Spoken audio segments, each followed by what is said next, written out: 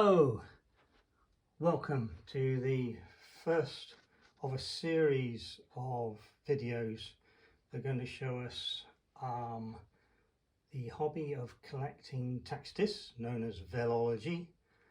V for vehicle, E for excise, L for licensing, and ology is a word I believe that has not yet found its way to the English dictionary. It is the collection of tax discs. UK tax discs ran from the years of 1921, not quite 100 years, but right up to September of 2015. In this particular edition, I intend to do the very first years from 1921 up to the end of 1941, and part 2 should be 41 to 61, and part 3 should be 61 all the way up to 2015. So welcome. Taxation of vehicles. Taxation is not a new thing at all. Vehicular traffic has always been pretty much an easy target for governments seeking to raise tax revenues. And as I'm showing you in the first picture here, there is a picture of a carriage tax document. This, I believe, is a Royal Mail coach, dated the 21st of January 1777. It's not a new thing at all. As I say, tax on coaches went back to the year of 1673. This particular tax you're looking at for this mail coach is 1777, which is 246 years old, and expires in a year's time. Okay, so forgetting that one for a moment, I want to concentrate on the little vehicular tax disc that we affixed, or we used to affix, to our car windscreen. In 1920, an act was brought about whereby we specified that these tax discs should be put on the vehicles in a certain way, a certain part of the windscreen of a car, the certain side of a motorcycle, a certain position in the windscreen of a lorry, etc., etc. They had to introduce a lot of new laws. The representation about how much tax you had to pay was drawn up in a number of documents. This I can show you here was the taxation for various vehicles. You can see from this, each vehicle was around, well, this was the British market in 1913 to 1921. Essential information when applying for licenses, showing number of cylinders, bore, rated horsepower. The long and short of this was that you paid £1 for the HP of your vehicle. So for example, if it was 16 HP, sorry, that was Treasury wage, where are we going? Yeah, 12 to 14 HP, you ended up paying £12. So £1 per horsepower. Now, vehicles of this time were not exactly very powerful. You were given documents to apply for your tax from 1921. This is one such example that you had to fill in for motor cars and motorcycles. And you could apply for a tax disc that would run either annually or quarterly. So you could buy the annual ones and the quarterly ones from January the 1st, 1921. Right, I'd like to start just by showing you those, because if you like, this is the start of the collection, but also probably the most valuable part of the collection. I've been collecting well in excess of 25 years. These ones at the beginning here were undoubtedly the hardest to find, without doubt. They are also the rarest. You will find most collectors are looking for these particular ones, okay? Most people, when they believe they've got a tax disc for 21, they believe it's extremely valuable. Very often it is, but most people have the annual ones. Now, the top left-hand yellow one you'll see is March 21. That is the first tax disc ever issued. It would have been issued at the same time as the annual, which you see bottom left and bottom right, which are the annual discs. So we've got March 21, June 21, September 21, and December 21. Quarterly months of the year, quarterly time periods of the year. Apparently they were issued according to solstices and equinoxes. Now that's very difficult to back up because the equinox in March falls on the 19th and 20th and 21st of March. So I'm not quite sure whether that's the modern belief now and it wasn't in the 20s. I'm not entirely sure.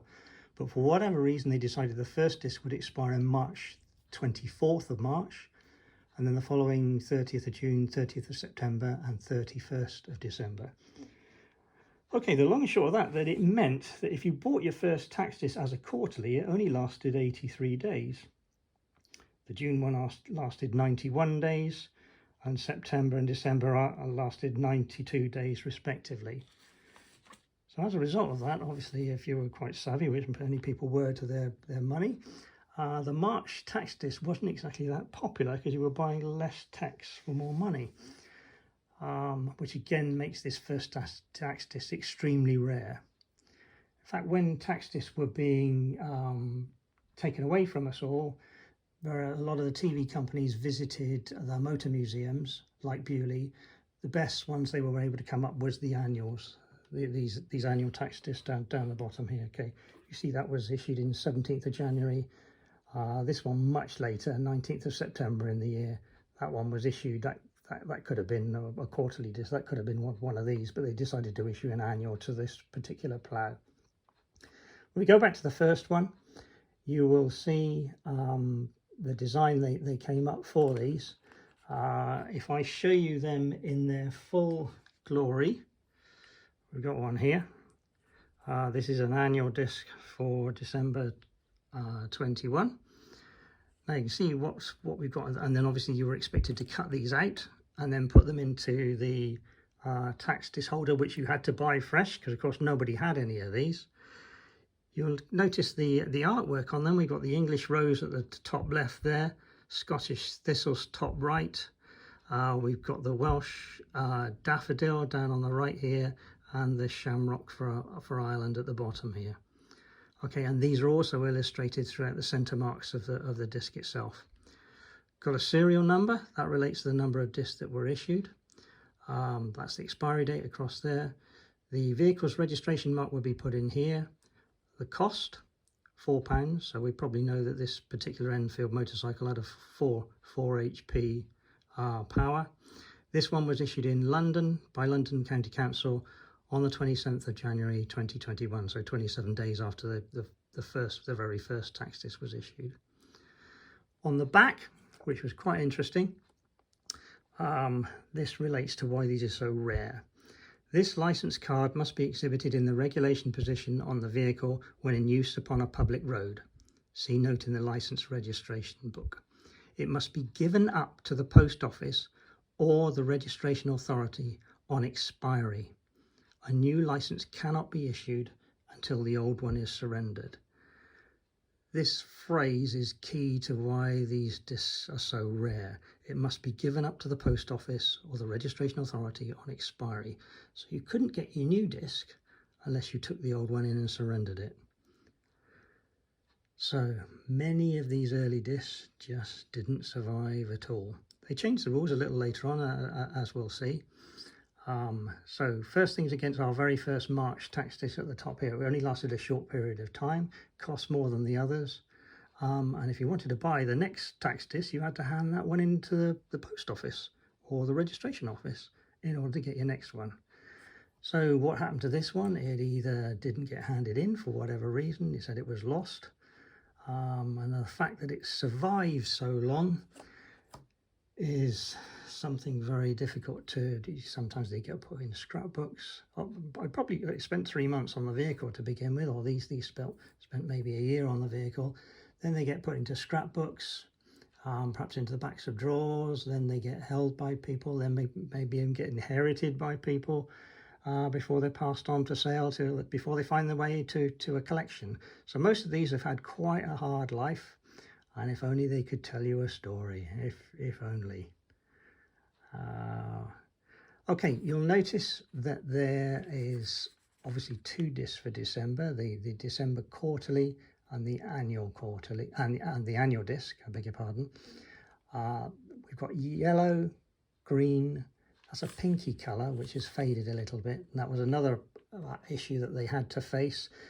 They didn't realise some of these discs would fade in colour, and that becomes a problem a little later on, which I'll show you. This is brown, and then this, the early annual 21 disc was in fact a very pale blue. Okay, the issue with it is that it faded a little bit to grey, and I'll try and show you what I mean. I've got some discs over here which hopefully you can have a quick look at them. The discs that you see here, top left and bottom right, are for the same Bugatti, registration at XF4624. You probably hopefully notice that they are very different colours. We've got a light blue at the top here, and there's a light grey at the bottom. I've put the other two discs in here to try and show you how the blue faded to grey, and we've got some fading going on in this disc here. We've got blue here, grey in the middle, and a lot of grey across this one, to then looks very similar to the 22 disc. So as I say, initially it was thought, the books report at the time that are written on this subject, that the first annual disc 21 and the second annual disc for 22 were the same colour. They were not. Pale blue, pale grey. Okay.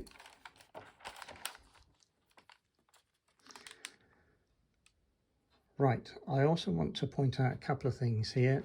You see the serial numbers of the number of discs that were issued here, and because we've got 2 Decembers, one of them has been given a designation of a D code. Okay, D for December.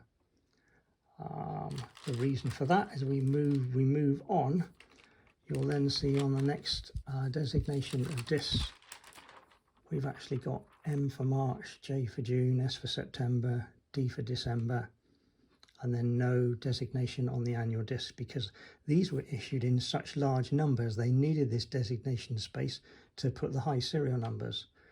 As you probably see from this, most people bought an annual disc if they could afford it at the time. The quarterlies were far rarer, and again they command higher prices. Got an example up the top here of June, which was issued, June 22, which was issued in County of London Authority, and it begins to see the first evidence of actually pre-printed discs, in this case Hackney, the seat capacity and the amount comes up for its first form. That's the first evidence I've found in the early 20s of pre-printing of discs, which carried forward right the way through, all the way up till they finished. I want to show you the messages on the back of these discs for 1922. Well, let's have a look at this one a minute. That's the same as the one that appeared on the March disc that I showed you early on. And we've got the second one here. They've changed the message. Okay, at the bottom there. It should be destroyed on expiry unless renewed at a post office, when it must be surrendered. Okay, so now they're mentioning that they should be destroyed. That relies on the person who had the disc destroying it, of course. Thankfully, they were not all destroyed, but you've still got to surrender it if you take it to a post office. Okay, let's pop those back there. Very nice vehicles, you'll notice, coming up here. These were very early registrations as well. Registration numbers is what got me into the collecting of these little discs. You probably see, well, for example, this one here, E09, a private aluminium Vauxhall, very early registration. Just again, bring to your attention, these are the expiry dates of the vehicles. The post office stamps are when they were issued. So that one was issued on the 14th of January in Waltham Cross and expired, as we know, 83 days later on the 24th of March. Okay, what was going on at this sort of time? Well, in 1921, in April, police patrol London on motorcycles for the first time. On the 3rd of May 21, the province of Northern Ireland is created within the United Kingdom under the terms of the Government of Ireland Act 1920. This becomes quite important a little later on, because Ireland introduce their own version of these tax discs So they move away, they keep the same colours but have their own particular sign writing on there. 1922, 21st of July, the launch of the iconic Austin 7 car produced at Longbridge. The car will inspire numerous other automotive designs and remain in production for another 17 years until 1939. And historians will also be pleased to note that on the 18th of October 1922, the British Broadcasting Company, the BBC, is formed. Okay, so we move on. You see the very clear grey of the annual 22 here. We've got some lovely vehicles here. Okay, now colour. Very much colour comes into these discs now. Right, actually I'm just going to show you another disc here. Now you'll probably notice now we've got some red design writing as opposed to the black that came for the 21. Red is incorporated, and these get a lot more colourful. The whole purpose is the visual display. We're trying in the successive years to see if these vehicles have lost their tax, and it's easy to see. It's easy for policemen to find out if they have, if the colours are very distinctive. So we got away from this dull grey and this dull blue to what we now got. The annual disc at the bottom there, we've got a green stripe that goes vertically from top to bottom. The annuals, which you see here, we've still got all the successive patterns on the Selvage itself. This is called the Selvage, the square around there, but a lovely red. And you'll see all the quarterlies there are in red. The annuals are in black with a green stripe. Okay, you'll notice the March 23, we've got all the Lagonda up there, lovely registration. June 23, a cycle, a private bean. Everyone will know about beans, of course, from 1923, and another Humber cycle at the bottom there. I don't think the rear message has changed just yet. No, that's all stayed the same. Okay, but what was to happen over the years is that they were to alternate these colours to make them much more distinctive. What's going on in 1923? 1st of January, the grouping of virtually all British rail companies, which consolidates the railway market into 4 larger companies. And on the 31st of July, the Liquor Act makes it illegal to sell alcoholic beverages to under 18s. There we are, 1923. Again, some lovely registrations if you look at those. Okay, moving on. 1924. Apparently on the 1st of January 1924, the Meteorological Office issues the first broadcast shipping forecast, at this time called weather shipping. And the London and North Eastern Railway officially names its Flying Scotsman Express train, although the service between London, King's Cross and Edinburgh over the East Coast Main Line has previously known by this title and has operated since 1862. And for those of you that want to know, the first nudist camp was established at Wickford in Essex. There we go. Okay, so March 24, we've now gone from red for 23 back to black. And this pattern will then follow. 25 will go to red, and we'll keep going red and black. The vertical stripe now has changed from green to red, and a very deep red. This again fades as you can see it. Sunlight there has almost faded that to orange. Got bright red where the holder would have covered that top part of there, fading to a sort of orangey colour here. Okay, now in December 24 on the quarterlies there, something happened that was a little different, and that was that the authorities gave permission to do some advertising on these discs, and this is the first advertising disc. You see on the back here, it's 3 booklets for motorists on the subject of lubrication motor oils, prices motor oils. License on a postcard will suffice. And Prices is a patent candle company limited in Battersea. Now I assume that they obviously saw some profit in this, and these were the people that offered some money at the time to have these advert put on the back. And I think once they decided that it was lucrative to do this, they then opened it to other companies. And we'll see the annual disc didn't get this treatment. The annual disc remains the same. We've still got this same message that's on all the others, but this is the first advertising disc on the quarterly disc of December 24. Okay, we'll pop that back a minute and we will show you now the disc of 1925, where again we move over from black to red. Oh, gone too far, gone one page too far. There we go. And here we have March, June, September, lovely colours again, blue, sort of a buff orange, bright pink and a bright yellow. The vertical stripe has gone to a turquoise here. We can see evidence of sun fading, perhaps a bit more with that one than that one. Again, remember they were on the vehicle for a year, so if you have a good summer, the discs are going to fade a little bit more. But let's have a look at the messages on the backs of the disc here. I'm going to start by showing you on March 25. This is untaxed horsepower. This is Shell motor oils. Untaxed horsepower is the extra power you'll gain by using Shell Motor Spirit and Super Shell motor oils. That's the advertisement on that one. The next one in June 25 is actually an advertisement for no tax on your springs if you fit Chevron's lubricating spring gaiters. This is all to do with suspension. You probably have to look it up if you want to know what it's about on vehicles. But apparently you can get a free booklet from Ramsden's in Halifax. I don't believe this company still exists anymore. So that was the back of the June 25 disc.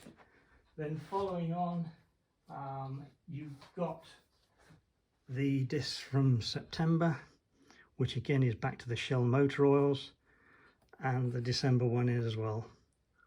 The untaxed horsepower, Shell Motor Spirit, Super motor oils. The annual disc didn't get this treatment. Oh, I beg your pardon, sorry, it did. I'm wrong. The annual disc did get that treatment, only in 1925. Okay, again, the Shell motor oils. It then ceased. It didn't happen anymore. This was the only time this was done. The disc from March 26, it's all stopped. We'll have a look at that, what that is in a minute. Let's just tell you what was going on in 1925.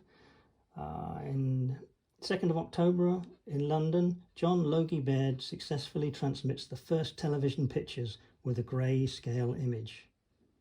And did you also know in 1925 the city's first double-decker buses with covered top decks are introduced? There we go. You didn't know that, did you? Again, lovely registrations, lovely names of vehicles. Bicycles, OK Juniors. These are a lot of these bikes that come up. They're long since extinct. The companies have folded a long time. In the UK, we used to have a lot of motorcycle companies. Were very popular throughout the year. Whole of the world for selling bikes, various makes. We just don't have those same sort of makes anymore. There's a Scott motorcycle there as well, you see in December 25. Okay, moving on to 1926. And the first thing you will notice is that now the month M, J, S and D have now become bolder in these squares here, so more definite. The serial numbers are beginning to get higher as obviously we've got more vehicles on the road itself. And if I just check March 26, you will see that the advertising has been taken away and we're back to the message, this license may be surrendered at any time during its currency to the council whose name appears on page 20. And it also mentions a refund for the first time. So I suppose what was happening is that vehicles would be taken off the road for whatever reason. Maybe they had an accident or something, and obviously if you taxed your vehicle for a whole year and wiped it out in the first month of the year, you might want some recompense back on your tax. There was now a method through which you could do this, and this began in 1926. and you find all the discs thereafter have that message in terms of you being able to claim a refund. Okay, all right, March, June, September, December 26. This apparently February of 26, the K2 red telephone box was introduced, chiefly in the London area. And on the 7th of August 1926, the first British Grand Prix held at the Brooklyn Circuit near Weybridge. There we go. Now, I just want to reiterate the fact that if you're collecting a particular year, particularly in the 20s, yes, they're rare, they're difficult to find. In terms of rarity, the annual disc will always be the most common because they were produced in the largest numbers and people seem to mainly wanted to tax their vehicle for a year. In terms of the quarterlies, the March disc is always the rarest, always. First of all, because it was bought in fewer numbers because it didn't last as long. Second reason is that people had just had Christmas, it was winter. There weren't so many people wanting to tax their vehicles in the winter months or could afford it immediately after Christmas. So March discs were produced in far fewer numbers. A lot of people preferred to get their vehicles on the road in the summer months. So the June is probably the most popular of the 4 quarterlies. And the September, the next rarest from the December is probably the next rarest after the March. The December quarterly, again because people didn't want to make the purchase of buying their tax again just before Christmas. So March is the rarest, December quarterly is the next, then probably the September, then the June, in that order. So values wise, I would expect them to be most of the years that way priced. March being the dearest, December quarterly the second dearest, September the 3rd, June the 4th, and the annual 5th. Okay, I hope that clears up a few things. Right, 1927, we switched now from black to red. What was going on in 1927? 15th of January, the first live sport broadcast on the BBC. The Rugby Union International England versus Wales is commented on by Ted Wakelam. A week later, the first football match is broadcast. On the 4th of February at Pendine Sands, Sir Malcolm Campbell sets a new world land speed record, covering the flying kilometre in the mean average of 174.883 mph and the flying mile in 174.22 mph, driving the Napier Campbell Bluebird, the last time this record will be attained on British soil. Gives you some idea what was going on in 1927. In terms of our little tax discs, what have we got here? A few private cars, a Dirac, Chalmers. They were very keen on putting both colours. A lot of these vehicles were two-tone colours. They were very keen on writing a lot of information on the vehicle itself. That faded out as we got more and more modern. Now, 1927 was very interesting because it was one of these colours that faded. You'll see the annual disc there is a purple. Now, unfortunately, this colour purple did fade. If I show you an example here, it faded to a turquoise in the middle there. Okay, so where the disc was being held in the holder, it covered this up, but this bit didn't fade. In the centre here, it faded to turquoise. So there's some early publications about tax discs that tell you there are a couple of different colours to collect for December 1927. That's not entirely correct. The main colour is this purple here. That's what it should be, if you like. That's the purple it should be. That's the colour it faded to. All right, so if you can, try and find the darker purple. You can still collect them all if you want. People tend to collect different things in this particular hobby. Some people collect cars, some people collect bikes, some people collect lorries or hackneys, buses, that kind of thing. Some people want to collect one from each year and not go as far as we've done here, collecting all the quarterlies and annuals. Collectors have many different tastes, very much so. Okay, we move on to 1928. Now 1928, you'll notice first thing that's happened here is that this March 28 was the last time they put this March symbol within a black square. They then moved it off. They moved the letter, the J, the S and the D into the centre, and this was so that they could make the serial numbers much higher, because again, more vehicles on the road, so it enabled them to put these disc numbers much higher. You notice the annuals are the numbers that are involved here.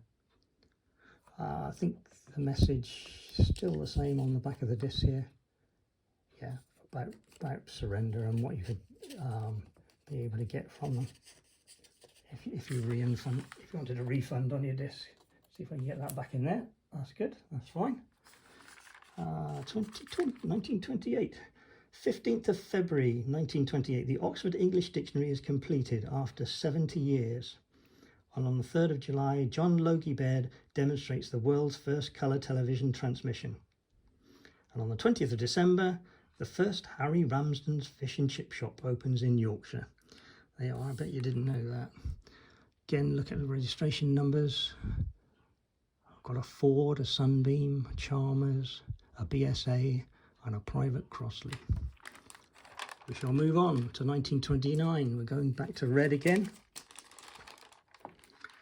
What have we got? A Sunbeam. We've got, if you look at the June 29 disc there, we've got a cycle and sidecar called an REF, which was apparently homemade. There we are. Not so many people make their own motorcycles anymore, do they? Got a Chalmers for September 29, another Sunbeam. We've got the vertical stripe now, again in a green, again which may have suffered some fading sometimes. What's going on in 29? Oh, why yes, the Wall Street crash. Sharp fall on the London Stock Exchange following a similar crash on Wall Street on the 24th of October. On the 31st of May 1929, the general election returns a hung parliament. Liberals will determine who has power. Amongst the Conservative casualties is future Prime Minister Harold Macmillan, the 35-year-old MP for Stockton-on-Tees, who first entered Parliament 5 years earlier. This is the first UK general election in which women have equal franchise with men, and they form a majority of the electorate.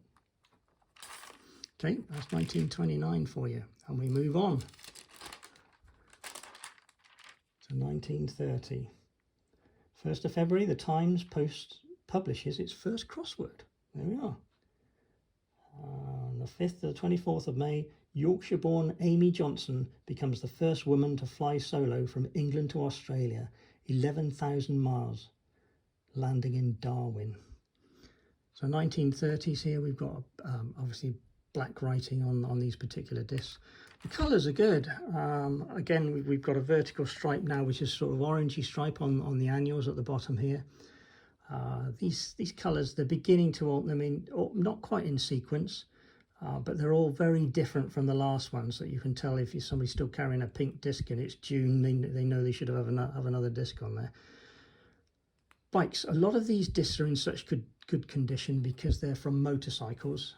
In a lot of cases, they didn't always find their way to the motorcycle. It would have been kept and stored, which is why they're so good. I've tried to, as I've bought each disc, I keep the best one and sell the worst one on, which is why I've managed to get these in such good condition. It is worth pointing out to you that these are all genuine discs. None of these are copies. Okay, they are all genuine. I say it's taken a good 25-30 years to get them all together in this collection in this condition. Okay, that's 1930. Let's move on from there. We're going to move on to 1931. 14th of April, the Highway Code was first introduced. And in November, Abbey Road Studios in London are opened by Sir Edward Elgar. Nice little Lagonda in March 31 there. Again, who knows if that ever actually found its way to the vehicle itself. Lagondas was such a cherished vehicle. I'm sure the Crossley did in June 31, and maybe the Talbot did in September. We've got another Austin in December 31. We've got a blue vertical stripe now on the annual discs. We've got a Crossley there and a private car. Again, messages on the back here are still pretty much the same and consistent as always about how to gain a refund. Okay, we now move on to 1932, and you can see for the first time, instead of a horizontal stripe, sorry, I beg your pardon, a vertical stripe, we've now got a horizontal stripe, and we go back to start reusing colours of red. So now we've gone through almost a complete sequence. So March, a Hackney, got June, a Morris Oxford, September, a goods vehicle, Peerless, and we got a Morris in December 32 there. 32. 1932, 1st of August, Forrest Mars produces the first Mars bar in his Slough factory. Hooray! 19th of December, the BBC Empire Service, later known as the BBC World Service, begins broadcasting using a shortwave radio facility at its Daventry transmitting station. 1932, on to 1933. This particular section, all the quarterlies there have come from the same vehicle. Nicely kept. It's worth noting that a lot of car collectors end up with a collection of the tax discs from the vehicles. People very often passed on the tax disc when they passed on the vehicle, as an attempt, I suppose, to show that it was when it was legally on the road there. These get kept, and this is how some of them survived in glove boxes of vehicles, or behind the tax discs of within the holders themselves. We've now got a vertical stripe, horizontal stripe, which is green in the 33 series. I'd love to know what a Swift looks like. You can look up these registration numbers to see if these vehicles are still on the road. You can see if they're still taxed and MOT'd. Some of them are. Indeed, some of you may even find a tax disc that relates to the particular vehicle that you have. Be very unusual because there are so many thousands and almost millions of tax discs. But as a little note I'd like to mention with regards classic car collectors, okay, they are very keen on putting a disc in their vehicle that shows when their vehicle was born, okay. But what you need to remember, a tax disc was always put on the vehicle to show it had in-date tax, and it had an expiry date perhaps 3 months later on to when it was born, or a year on from when it was born. So for example, if you had a vehicle that was born in March 33, you might want to display an annual disc that expires in December 33. Equally, you could actually put a March quarterly on there, but it would be much less days, if you like. Okay, the issue dates are actually related to the stamps, the post office stamps themselves, and these are all expiry dates, as we've said before. What happened in 33? The London Underground diagram designed by Harry Beck is introduced to the public. The 25th of March, the first car race at Donington Park Circuit in Leicestershire. And did you know on the 2nd of May 1933 it was the first modern sighting of the Loch Ness Monster? The 15th of October, the Rolls-Royce Merlin aircraft engine is run for the first time on a bench test in Derby. We move on to 34. You probably see evidence here of some typewriters in use in the 1930s. This was seen to have been done by some of the Scottish licensing authorities. It's not done across the border elsewhere, but they, however, adopted it. What happened in 1934? In April, Meccano Limited introduced the first dinky toys. That'll be relevant to some of you. 19th of July, 41 squadrons were added to the Royal Air Force as part of a new Air Force defence programme. And the 25th of September, Stanley Matthews makes his debut for the England national football team, beginning a record 23-year international career. Wow. Horizontal stripe here, orange. Nice little Rolls-Royce disc there. Notice it's Hackney. Again, look at the tax amounts here. Tax amounts will have changed now over the years. This one, £14, 14 HP. 10 and 10. This is different because obviously it's a different time period. It's a quarterly disc. Okay, 1935. we've now gone, instead of, they've combined the horizontal and vertical bar, we've now got crosses, and we've got a red stripe here, gone back to the red sequence of colours. What happened in 1935? The 12th of March, the speed limit in built-up areas was reduced to 30 miles an hour. The 3rd of September, Malcolm Campbell breaks the 300 mph barrier for the first time and sets a new land speed record of 301.337 mph at the Bonneville Salt Flats in Utah, driving the Campbell-Railton Bluebird. Woo woo. Few Morrises, Fords, Talbots, and a Fraser Nash there in aluminium. 1935. Moving on to 36, we have a green stripe. 36. 5th of March was the first test flight of the Supermarine Spitfire from Eastleigh Aerodrome. We all know the relevance of that, don't we, as the years progress on. 11th of April, Billy Butlin opens his first Butlin's holiday camp. Butlin Skegness in Skegness, Lincolnshire, is officially opened by Amy Johnson. 24th of July, the General Post Office introduced the speaking clock. And now also the K6 red telephone box is introduced, together with the GPO Jubilee concession to provide one in every village with a post office. Again, Scottish disc up there with a typewriter notation on there. Nice little MG, very clear stamps that some of these post offices have, or licensing authorities. And again, pre-printed in London with relatively low serial number on this particular one. Okay, that's 1936. We're moving onwards and we get to 1937. 1937 was the coronation of King George. It took place on the 12th of May after he had ascended to the throne at the end of the previous year. But did you know on the 1st of January, safety glass in vehicle windscreens becomes mandatory in the UK? There are, that's safety glass. All these would have been attached to that in some way, shape or form. 1st of July, the 999 emergency telephone number is introduced.